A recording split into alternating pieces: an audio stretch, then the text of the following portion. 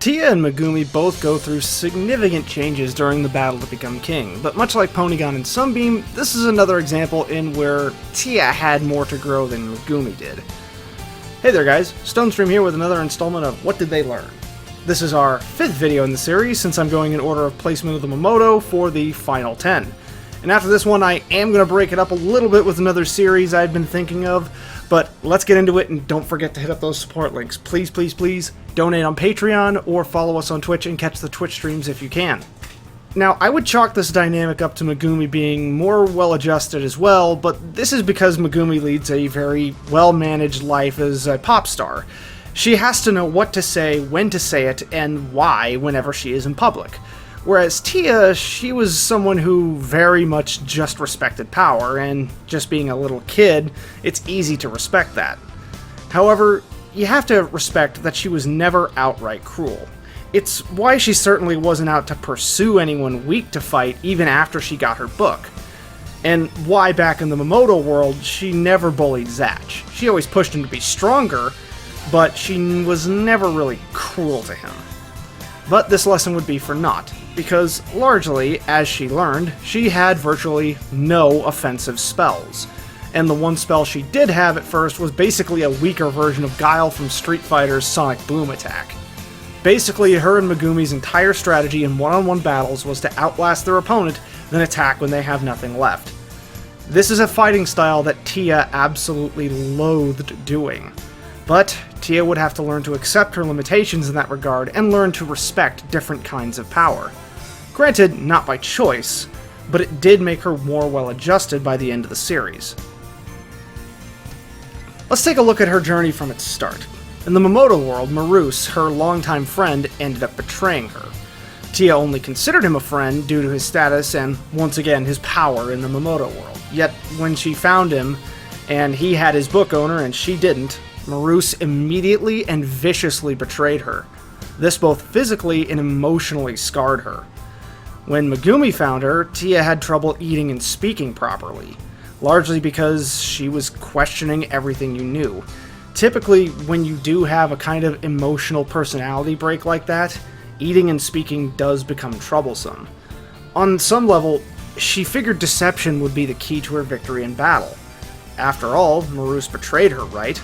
It means Megumi was being foolish for being kind to her. Of course, Megumi, meanwhile, was just wanting someone to bond with. After all, her career was really starting to take off, and she didn't have time to herself. She needed someone to just be a friend to her.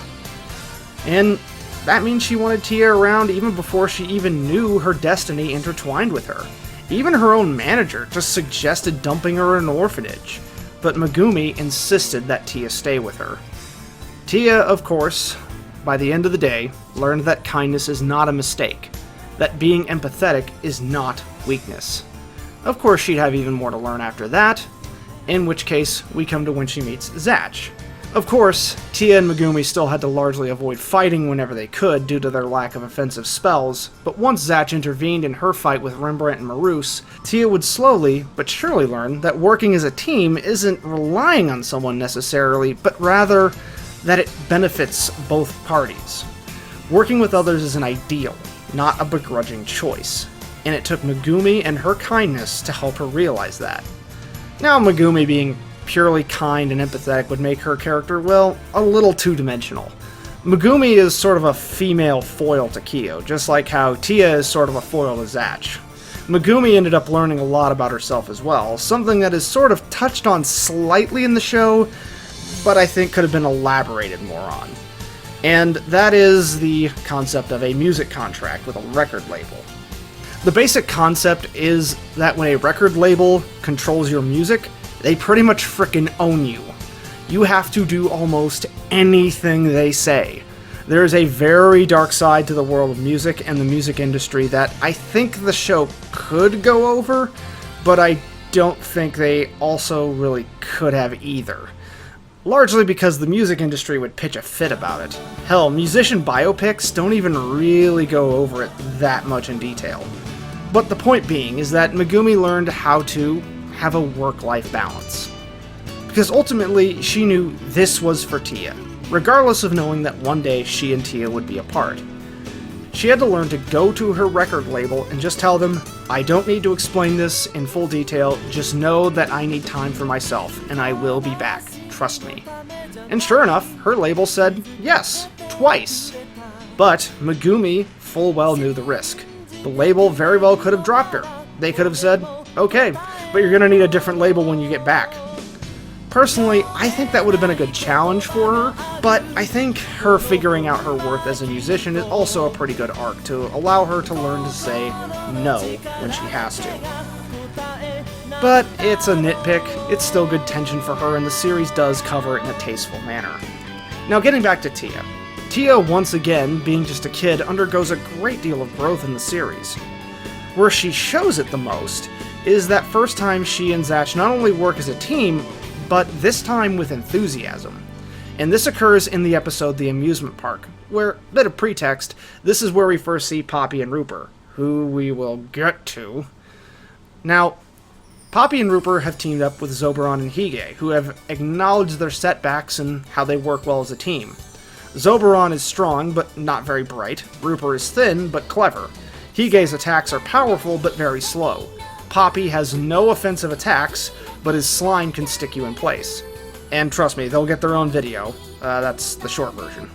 Zatch and Kyo, as well as Tia and Megumi, also realize they make a good team, but for different reasons. They're actually complementing each other rather than just making up for shortcomings. Zatch and Tia are both physically strong. And yes, they have opposite spell affinities, but their teamwork makes for a multiplication style of teamwork rather than just the sum of their parts.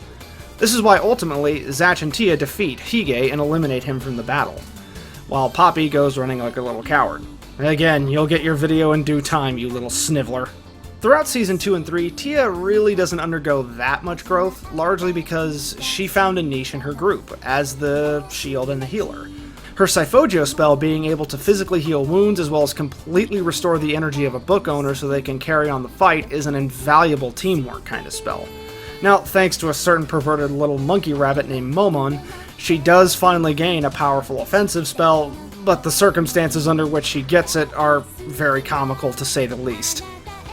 But there is still something in her character that she still to this day needs to address. She still has a great deal of respect for raw power, and power alone. This is highlighted in Season 2 when she demonstrates a great deal of respect for Wanrei due to his martial arts skill and powerful spell sets, driving her to try and become stronger and stronger throughout the years, which will come up later during the sequel, something that is both a strength and a weakness. Now, like I mentioned in my Ponygon video, Tia ultimately did not make it to the final battle with Clearnote. Her final spells were two gigantic shields that shielded the group from Clearnote's long-distance attacks that she kept up, even while her hands started to bleed. And much like Ponygon, to simply ease her pain, Megumi was forced to burn her book. And I really wish their goodbye got animated, because it is truly heartfelt.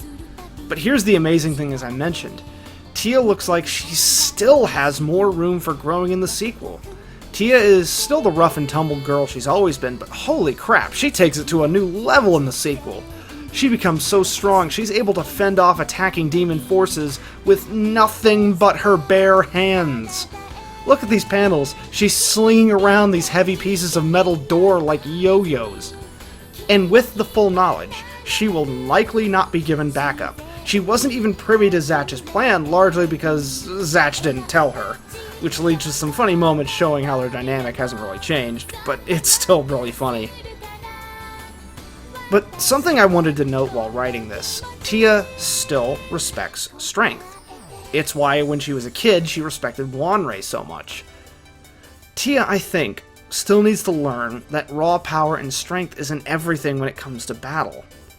We'll see, and Megumi herself has shown that she's still a pop star, after 14 years. Something else you need to know about the music industry is that if you don't find a way to stay relevant, they will drop you like a hot potato. There's a reason the Spice Girls were such a flash in the pan in the 90s. There's a reason why so many Disney actresses had a brief stint in music careers and then dropped them relatively quickly. Maintaining stardom is a tough task. Now, I don't know how much J-pop stars, either male or female, are paid, but I'm going to assume it's a decent amount. But for Megumi to still be packing stadiums and still be a pop star to this day in the sequel, shows a tremendously positive impact the battle might have had on her. It shows her continuing to drive and improve herself. Needless to say, there's a good reason Tia and Megumi come in 5th place. They not only immensely grew as a team, but they also became stronger in their own ways. And I'm really looking forward to seeing how they're both developed further in the sequel. Thanks for tuning in, guys. Look forward to more, and once again, click that like and subscribe button, and please hit up our support links.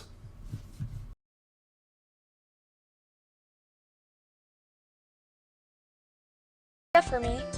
You take care of yourself too, Megumi. Thank you so much.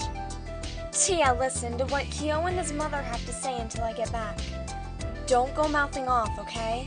Don't you worry about Tia, Megumi. Just leave her to us. Well, that's very reassuring. Well, it must be really tough to have to spend the whole week traveling all around the world. Tell me about it. I can't believe it's so hard that he can't even bring me along. Well, she's probably going to be very busy this week. Miss Megumi, let's go! I'm coming! Well, I leave her in your hands. Bye, Megumi. Bring us back some presents, okay? I will.